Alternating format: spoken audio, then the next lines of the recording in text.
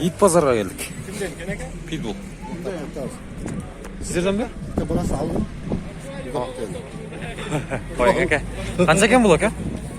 Verim de şey. Qo'llar men.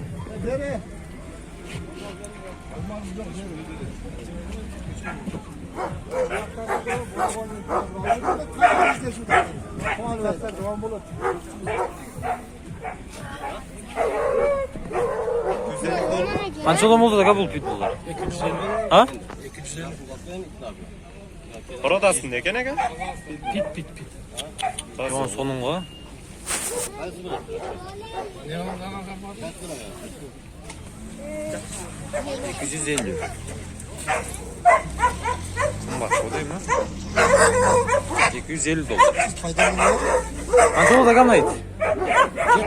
7000. Bu yemek istiyor. Alabay. Alamay. 2 aylık küçük.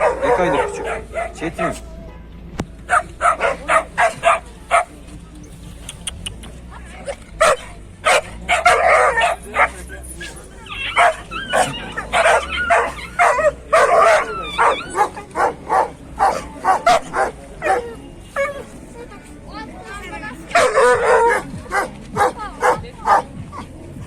Aşarka sizden mi? Kaç oldu da? 5 lira tamam. 5000 so'm. Nolcha? Narxista 5000. Yavrum bana dozlu.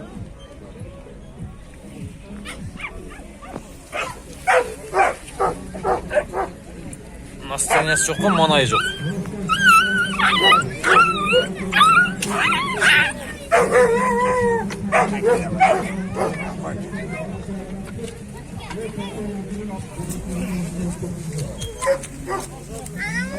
Aytdi. Moh.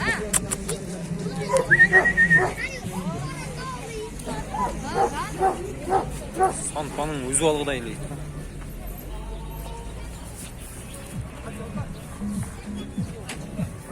Koş.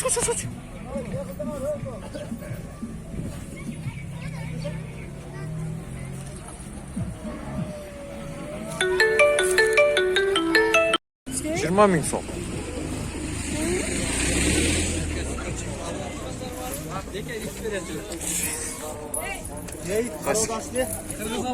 Qancha bo'ldi aka buni eslar? 15. Bağış problemi olur. Onun öz bağış problemi var. Zaman.